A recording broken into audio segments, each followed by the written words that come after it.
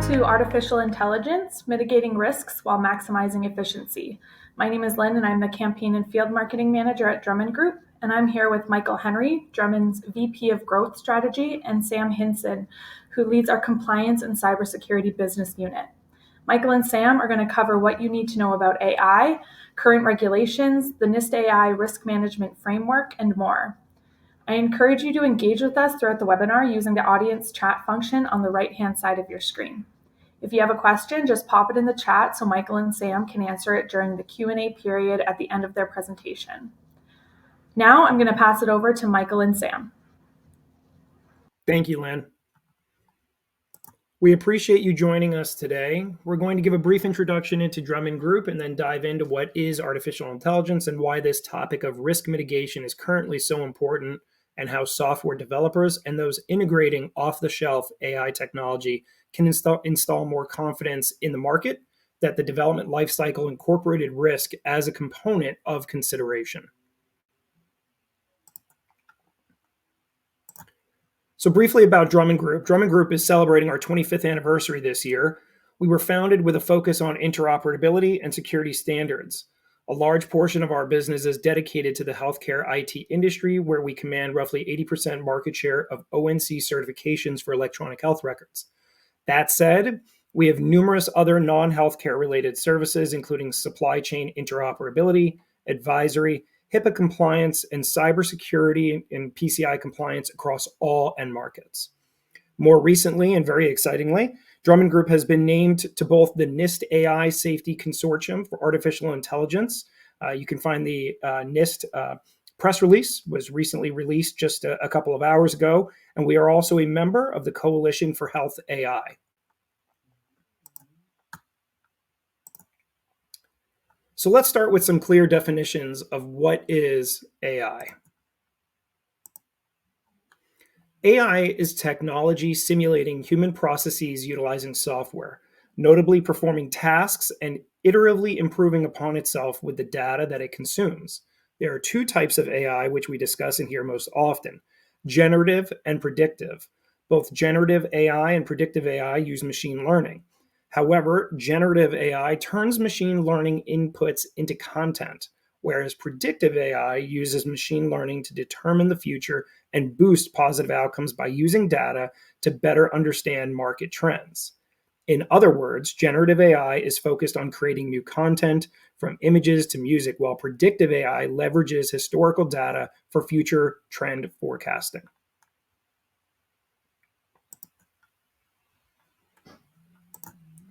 There are numerous data points we can highlight about the explosive growth expected from generative AI over the next decade. The key is just how ubiquitous this is and how early days we are. We have already seen Microsoft introducing Copilot through PCs and on Bing. Salesforce launched Einstein. AI-generated drugs have now entered clinical trials with the FDA. And Siemens is integrating AI into their digital twin technology, and many of us have seen deepfake photographs that are generated of celebrities, politicians, and others. Recently, Samsung also released their Galaxy S24 Plus, which includes AI platforms for consumers as well. Very clearly, the growth here for AI is significant and is really going to be driving productivity gains, expected to drive productivity gains for the overall economy across all end markets. Further emphasizing this point, we can see the time it took for ChatGPT to achieve 1 million users was only 5 days, and how that compares to other key software platforms in recent history, such as Instagram, Spotify, Facebook, and Twitter. Really remarkable at how fast the overall consumer and public is embracing, experimenting with, and utilizing AI today. Why is there so much chatter now, though, around AI and the risks that systems impose? With AI, you have the ability for both business and personal data behind firewalls today to be inadvertently exposed and released. When utilizing AI to draw conclusions, you may inadvertently inherit bias, causing discrimination. Utilizing AI with cyber threats creates an ever-evolving amorphous environment. Lastly, by not properly regulating these inputs, you can find yourself and your inputs being manipulated. Real-world examples of this include the potential release of private health information. AI systems may have access to this information, and if prompted, could release it. With respect to AI in loan or financial applications, data regarding age, race, sex, or other factors can lead to approval decisions and loan terms, but more specifically, it can create biases. As previously mentioned, AI already exists in the use of cybersecurity from a protective perspective. But when doing a 180, it can also be used for threats by bad actors. Eventually, this could even lead to an AI versus AI battleground.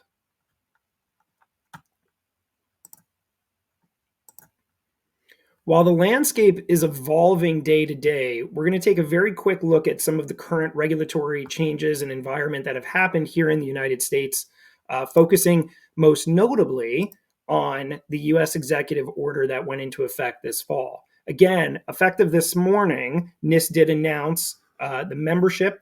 Drummond Group is included of that in the NIST AI consortium that is going to be focused on developing these regulatory frameworks. At the moment, there are limited federal requirements for AI developed systems. The executive order in the fall did include a number of elements that fall to numerous departments across the federal government. Some of the key highlights here are that any AI systems used in critical infrastructure should utilize the risk management framework developed by NIST. NIST is also expected to create a set of standards for testing, and for those developing models that could pose threats, must notify the government during that testing. Unsurprisingly, other departments of the federal government are also tasked with creating regulatory requirements within their scope.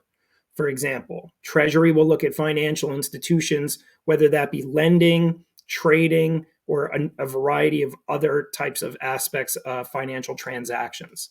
The NSA is going to be looking at biosecurity as well as other types of security in general. Facial recognition has already been something that was brought up recently with Rite Aid utilizing AI for facial recognition. The Commerce Department will focus on content and impact on consumers and the public. We've already seen some companies looking at how they can clearly label AI generated content, whether it's that they developed or that they believe was developed by others. And more recently, we've seen talk about how this could impact the upcoming 2024 election as well. We've also seen the Department of Health and Human Services has created new requirements for systems which use predictive AI and are certified under the Office of the National Coordinator Scheme. This would include all electronic health record development softwares. The Department of Energy is looking at AI for grid planning. The Attorney General is looking at predictive policing and surveillance, amongst other areas. And the Labor Department is looking at underwriting, and housing is looking at how tenants are screened.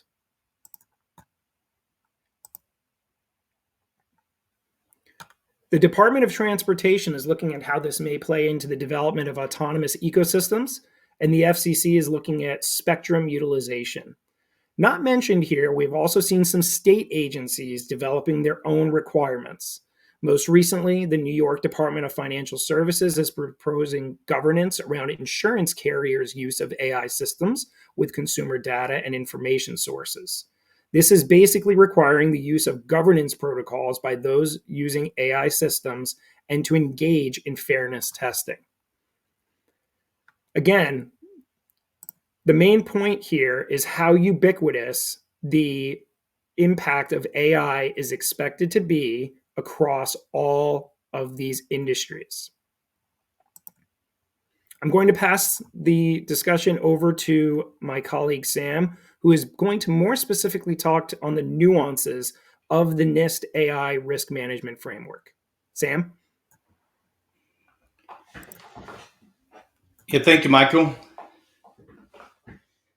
So the AI risk management framework was released by NIST in January 2023 after approximately 18 months of development.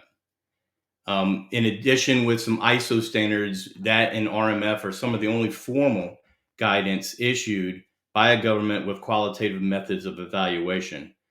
So it's intended for voluntary use and to improve the ability for organizations to incorporate trustworthy considerations into either the design, the development, or use or evaluation of AI solutions.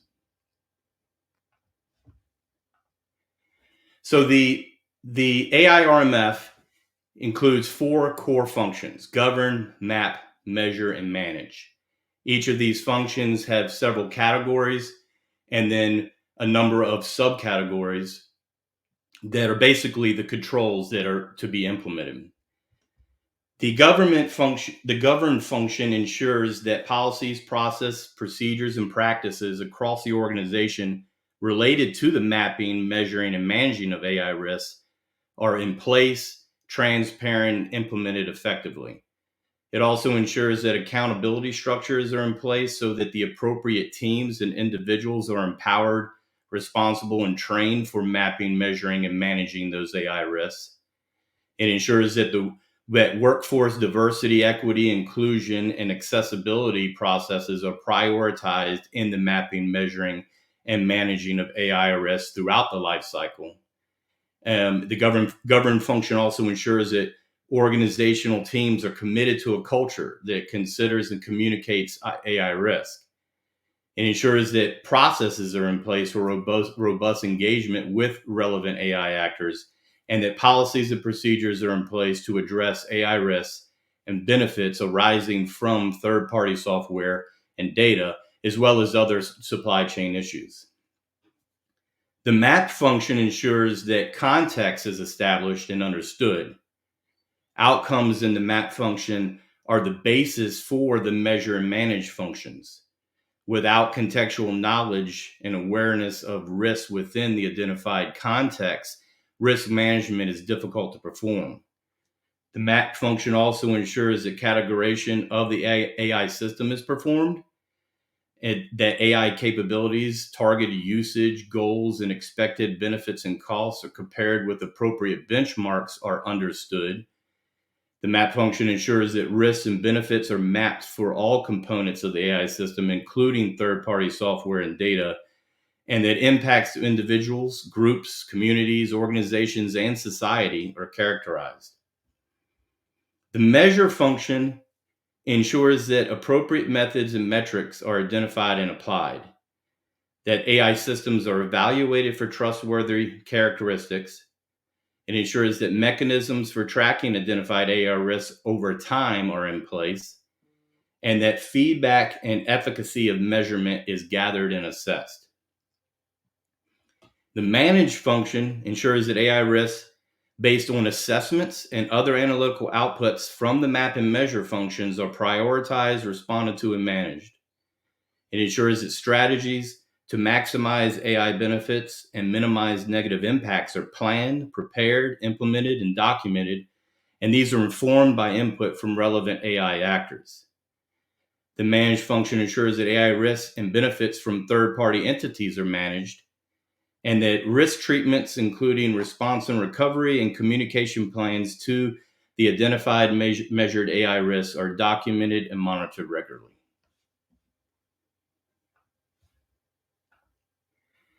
So in order to reduce risk, a robust risk management program should be in place. It should be continuous, timely, and performed throughout the AI system's lifecycle. NIST has released an online companion resource, the NIST RMF Playbook, and this includes more details about each subcategory, suggested actions, what to document, as well as other resources and references to assist organizations in implementation.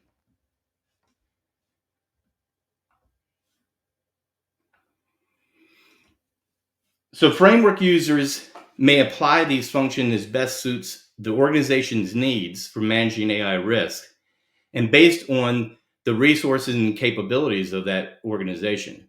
Some organizations may choose to select from among the categories and subcategories Others may choose to have the capacity to apply all the categories and subcategories.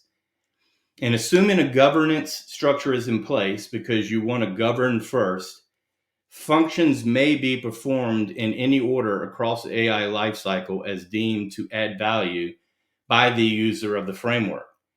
After instituting the outcomes and govern, most users of the AI RMF would start with map function and then continue to measure and manage. And however users or an organization integrate the functions, the process should be iterative with cross-referencing between functions as necessary. Similarly, there are categories and subcategories with elements that apply to multiple functions or that logically should take place before certain subcategory decisions. So the intent of the RMF assessment is to assess the functions and implemented categories and subcategories to determine the overall risk to the organization and the risk of each assessed category and subcategory, identifying gaps and including recommendations for remediation. So how would an organization demonstrate to an assessor implementation of the categories and subcategories? Well, this would be through a myriad of methods, including interviews, policies and procedures, observations of processes and practices, examination of system settings and parameters, and collection and review of documented evidence of actions taken. And so now I'm going to turn it back over to Michael. Thanks, Sam. So I think it's important to talk about market trust. And the reality is that even though despite that we have seen robust and very broad use of AI platforms, there have been multiple polls over the last year that have found that over 50% of Americans surveyed are more concerned than excited about AI.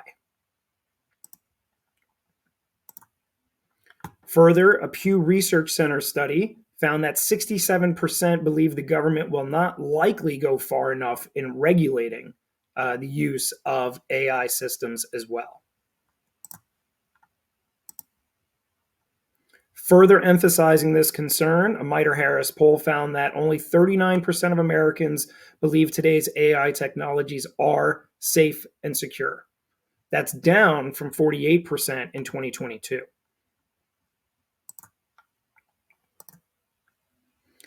KPMG's 2023 AI risk survey indicated about 84% of respondents believe that an independent audit of AI models will be a requirement in the next 1 to 4 years. Frankly, as somebody who's inside the tech industry and a participant within the independent audit market, I don't think that this is a stretch, and frankly surprised that the number was not higher.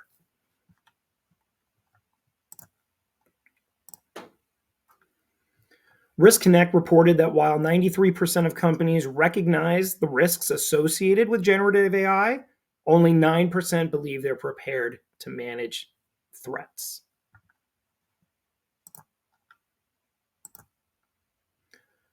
Per the UK government, to provide meaningful and reliable assurance for AI programs, organizations need to overcome 2 key components: an information problem as well as a communication problem. The first is with an evaluation to assess trustworthiness. The NIST RMF is one of the only frameworks out there and the first step to do this. The second, with respect to communication, is having an objective third party where you create that credibility and brings that balance versus something that's strictly just done internally.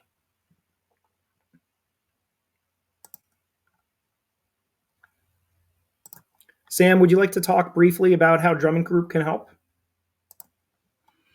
Yes, thanks, Michael. So how can Drummond help? Well, Drummond Group, we have a NIST AI RMF core risk assessment. This is a comprehensive risk assessment that's conducted by our information security experts. As I mentioned before, the assessment methodology, if you will, includes performing interviews, documentation review, process observations, evidence collection and review, review of technical settings and parameters, etc. And the outcome is a detailed report documenting the risk determination, both the overall risk and the risk of the included categories and subcategories that were assessed, whether that is only a select or if all were included. And then, of course, it includes recommendations on remediating any gaps that were identified. And what this leads to is, external assurance. So this provides customers the assurance that your product development takes risks in their business, your customer's business, seriously. A competitive differentiation that the Drummond validated seal, which is provided at the end of the assessment, is a means to market your product development process where it stands above others, which have not undergone a third-party assessment. And then internal assurance and risk mitigation. So this demonstrates to your internal stakeholders and ownership and investors that your product development processes is adequately assessing the risks to protect their interests. And I'll now turn it back over to Lynn. Thank you.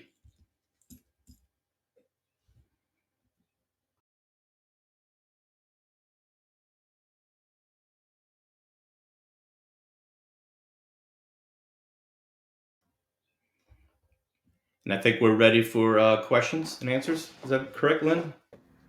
Yes. Thank you. So feel free to pop your questions into the right-hand side audience chat there, and Sam and Michael can answer them for you. I'll give everyone a couple minutes to put them in. In the meantime, there is one question because we do have a health IT audience on the webinar, and I know that we do the comprehensive healthcare risk assessment. Can you talk a little bit about how this complements that if health IT companies need to use both the CRAE and the NIST, the framework? Sure. Yeah. So as you mentioned, and just to give a little bit more background on the comprehensive healthcare risk assessment, that is a risk assessment that has a baseline of ISO 27001 controls and maps to HIPAA and NIST 853. The methodology for conducting that assessment is very similar, or the exact same, if you will, is mentioned for the NIST AI RMF assessment, where we conduct interviews, documentation review, etc. And then we report on the risk based off those standards and frameworks, organizational and the controls. The NIST ARMF will do the exact same thing, but specific to that framework.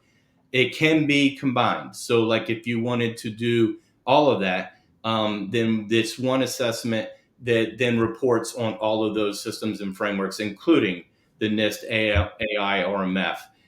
It can, that can be a little flexible on whether you need separate reporting, which we can certainly do, or it can be in combined reporting. Great, thank you. So I have a question here from John. He's asking, how long is an assessment good for? Does NIST issue updates yearly?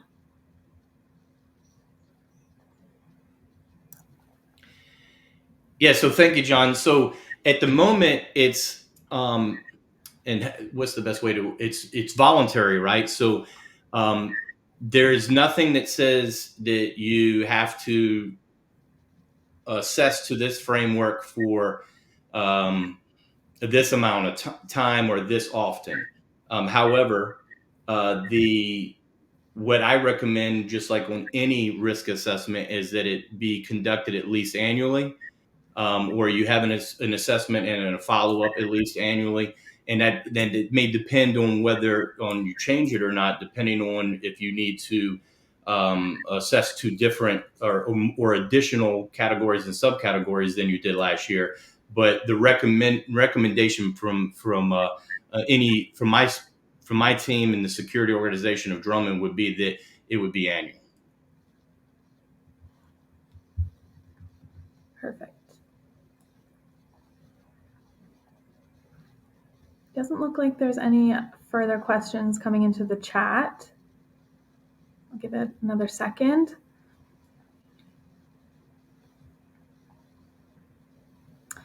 Okay, I think we can close it out.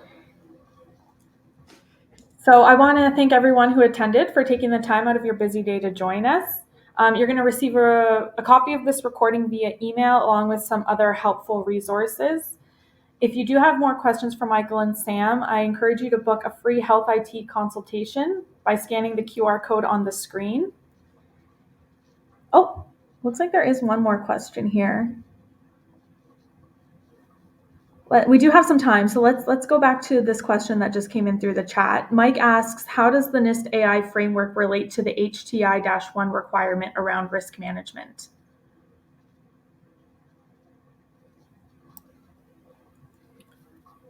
So the HTI-1 requirement is specific under the ONC accreditation scheme, and we have team members that can help map how your system, if it does fall under the HTI-1 requirement, how there are controls and clauses in the NIST AI risk framework that can help you achieve that level of compliance. The NIST AI risk management framework is more robust than only what is required in the HTI-1 requirement. You can use the RMF to achieve what you need to demonstrate with that HTI-1. And we can certainly help with that. And if you want to have a follow-up call on that, we're happy to do so.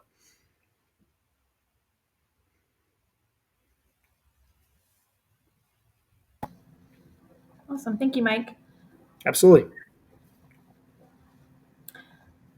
All right, everybody. Feel free to reach out to us. We've got our email address up on the screen as well. You can book a free consultation scanning the QR code. I think that's it for today. I hope everyone has a wonderful day, and we look forward to seeing you at the next webinar.